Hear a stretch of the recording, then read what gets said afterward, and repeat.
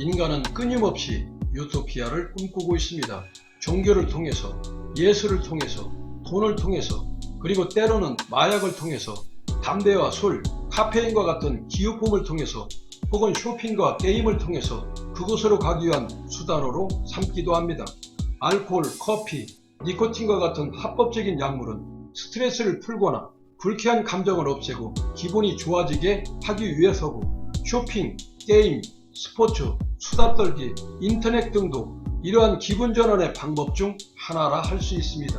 고대 로마 시대에는 마약을 판매하는 것은 불법이 아니었는데 도시에 800여 개의 아편 상점이 있었고, 로마의 총 수입 중 15%가 아편 판매에서 나왔으며, 로마인들은 아마도 의료용 및 수면제로 아편을 사용한 그리스인으로부터 그 습관을 물려받았을 것으로 추론하고 있습니다. BC 3000년경 중국에서는 오락용 환각제로 아편을, 고대 이집트에서는 블루 노토스를 사용했습니다. 이처럼 마약은 오랜 역사를 가지고 있으며, 고대 인류는 마약을 신의 선물로 고통을 줄이는 수단으로 여겼습니다. 역사학자들에 따르면 줄리어스 시저도 성관계 후 마리아나를 키웠다고 합니다. 르네상스 시대에 와서 인본주의적 바람을 타고 다시 마약류는 허용되기 시작했으며, 사람들은 일반적으로 진통제 또는 성적 쾌락오리의 약물을 사용했는데, 이런 약물을 신의 선물로 간주되기도 했습니다. 16세기 스페인은 잉카 제국 원주민들에게 음식 대신 코카잎을 주며 피로와 허기를 잊게 하여 노동력을 착취했고, 그리스 로마 시대에는 병사들의 고통을 완화시키기 위해 아편을 사용했으며, 고대 바이킹족은 전투 시 강력한 흥분적인 암페타민에 함유된 아마니타 무스카리아라는 버섯을 먹인 술록의 오줌을 복용했고, 고대 이집트와 아시리아에서도 병사들의 피로감을 없애고 각성 효과를 얻기 위해 코카잎을 씹게 했는데, 이러한 마약을 사용한 과거 전쟁의 역사를 낳지도 않았던지 2차 세계대전 때 히틀러는 독일 병사들에게 마약을 투여해 초인적인 전투 능력을 발휘하게 했습니다. 19세기에는 화학의 발달함에 따라 새로운 약물 개발이 이루어졌는데, 모르핀, 헤로인 같은 화학 합성 약물의 개발로 19세기 말과 20세기 초부터는 마약 중독이 중요한 사회 문제로 등장하여 오늘에 이르고 있습니다. 미군이 완전 철수한 아프가니스탄은 사회, 경제, 교육 등 정상국가체제 확립을 위한 수많은 난제와 지리밭이 매설되어 있지만, 그 중에서도 양귀비 재배와 마약 투약은 그들만의 위험과 골칫거리를 넘어 IS의 본거지가 돼 인접 국가들에게도 엄청난 위험 수위가 작동될 것으로 국제사회는 진단하고 있는데, 아프가니스탄 마약의 뇌관을 집중 추적해 보도록 하겠습니다. 아프가니스탄이 주변국들에게 화약고로 떠오르고 있습니다. 미군이 군사력을 완전 철수시키면서 죽음의 꽃이라고 불리우는 양귀비의 생산과 거래가 크게 번창할 것으로 예측되기 때문입니다. 아프간의 마약 밀매 조직은 막대한 물량을 갖고 가격까지 조절하고 있어 마약 세계의 오페크로 불릴 정도입니다. 더구나 순위파 무장조직 이슬람 국가인 IS가 아프간의 마약 산업 주도권을 높이면서 탈레반과 이권 개입에 부딪힐 것으로 주변 국가들은 양귀비를 놓고 언제 터질지 모르는 시한폭탄을 떠안은 채 불안에 떨고 있습니다. 아프가니스탄 전체 국토의 34%인 한반도 면적과 맞먹는 양귀비 재배단지는 탈레반의 통제에 의해 재배되고 있지만, 농사가 비교적 쉽고 일반 작물보다 생산성이 높아 농민들도 선호하고 있습니다. 아프간 현대화 연구소의 현지 관계자는 한 중앙아시아 지역 매체에서 아프간 마약 산업의 주도권을 놓고 IS와 탈레반이 곧 사투를 시작할 것이라 밝혔는데, IS의 이익 확대는 탈레반 정부의 마약 산업 주도권 및 자금력 약화를 가져오기 때문에 조만간 양측의 대규모의 충돌은 피할 수 없을 것으로 우려하고 있습니다. 아프가니스탄의 양귀비 생산 시장이 확대될수록 고통받는 이들은 다름 아닌 아프간 농민들입니다. 2001년 10월에 시작된 아프간 전쟁의 장기화로 경제가 파괴되면서 아프간 농민들은 살 길이 막막했습니다. 이에 마약 영주들은 아프간 농민들에게 유혹의 손길을 뻗쳤고, 탈레반은 전비의 상당액을 아편 유통으로 마련했습니다. 하지만 농민들은 가난하고 의지할 곳이 없었지만, 정부는 사실상 유명무실한 기구에 불과했습니다. 탈레반 마약 관계자들은 농민들에게 농기구를 대여해주고 생산 비용도 빌려주었으며 물론 씨앗값이나 대여 비용은 수확철에 양귀비 판매 대금에서 제하게 됩니다. 일종의 양귀비 위탁 영농 구조였습니다. AP통신은 양귀비를 재배하지 않는다면 아이들에게 공기밖에는 먹일 것이 없다고 아프가니스탄의 현실을 밝히기도 했습니다. 당장 자녀들을 먹이고 입혀야 하는 아프간 농민들에게 양귀비는 거의 유일한 수입원이었기에 후에 기술하겠지만 중독으로 죽어가면서도 본원을 살기 위한 몸부림을 치고 있습니다.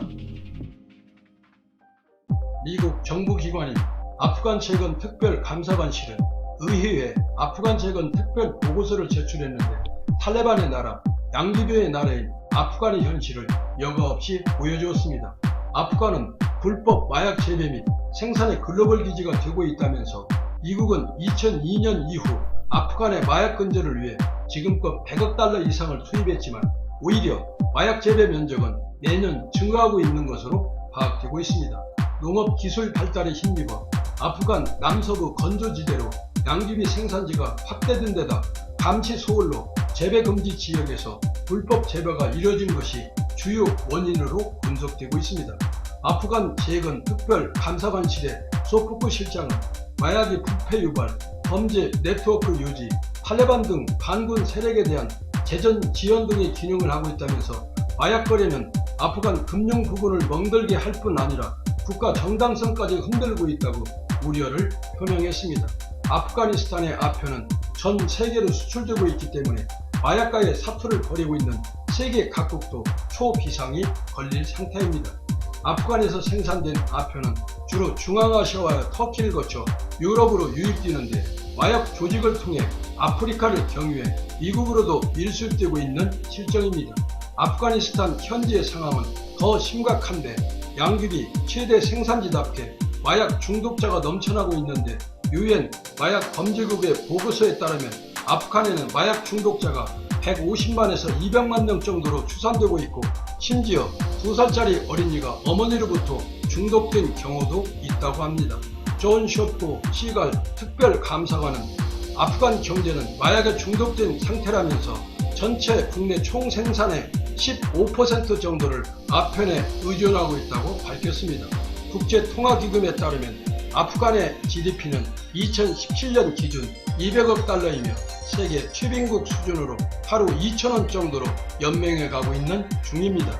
아프가니스탄이 전쟁의 상처를 극복하고 재건하기 위해서는 무엇보다 마약 생산 근절을 위한 국제사회의 공조가 필수적이며 전 세계가 힘을 합쳐 해결책을 내놓았을 때 탈레반 정부가 의당 공유할 때 가능한 문제라 불가능한 사항을 역설해 봅니다.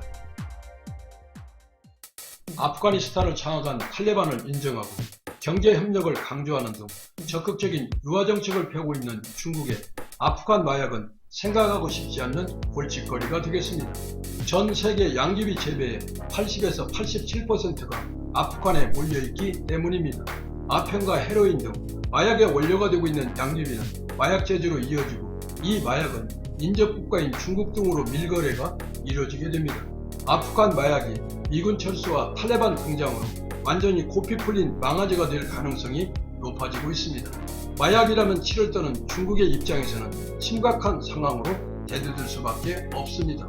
홍콩 사우스 차이나 모닝포스트는 아프간 마약이 중국으로 재유입될 가능성이 높아졌다면서 중국은 아프간에서 양귀비를 재배하는 농민들에게 대체 작물을 제공하는 등 세심한 노력을 기울여야 한다고 보도했습니다. 또 마약 사범에 대해서는 예의 없이 사형을 구형할 정도로 무관용 원칙을 고수하는 중국이 아프간 탈레반과 협력하려면 마약 문제 해결이 반드시 선행돼야 할 것이라는 전망도 내놓았습니다. 중국은 1839년 영국과 아편 전쟁에서 패한 뒤 몰락의 길을 걸었습니다. 이 때문에 지금도 초등학교부터 아편 전쟁을 치욕의 시발점으로 교육하는 등 마약에 대해서만큼은 절대 악이라는 국민적 공감대를 형성하고 있습니다. 미군이 주둔할 당시 아프간 정부와 미군은 양귀비 재배와 마약 유통을 통제하기 위해 노력해왔기 때문에 중국은 아프간 마약이 중국에 다량 유입되는 상황을 모면하는 덕을 볼 수 있었습니다. 하지만 탈레반이 장악한 아프간은 상황이 다를 것이란 전망입니다. 이슬람에선 원래 술과 마약 등 사람을 취하게 하는 물질을 금지하고 있는데, 하지만 탈레반은 자기들이 직접 마약을 먹지 않고 비이슬람권에 수출하기 때문에 율법을 어긴 게 아니라는 황당한 주장을 하고 있습니다. 유엔은 2019년 탈레반이 마약으로 최대 21억 달러, 약 2조 4,486억 원을 벌어들인 것으로 추산하고 있습니다. 탈레반의 돈줄임이 명확히 드러난 사항이라 말할 수 있습니다. 이러한 아프가니스탄에 한국인에 의한 변화의 바람이 불 것으로 기대를 모으는 사건이 있는데, 바로 한국풍 재배가 기적으로 떠오르고 있습니다. 미국에서 영양학을 전공한 권순영 박사가 아프가니스탄을 방문해 수많은 아동과 산모가 영양 결핍으로 신음하며 죽어가는 모습을 목격하고 아프간을 돕는 방법으로 콩 재배를 생각한 것인데, 척박한 땅에서도 잘 자라는 한국의 콩이 단백질 공급의 1등 공신이 되어 백해무익한 양귀비를 축출하고, 권순영 박사의 뜻에 따른다면 한국의 따뜻한 온정의 메아리가 아프가니스탄의 희망으로 떠오를 것이라 코스모스 메아리가 확신해 드립니다.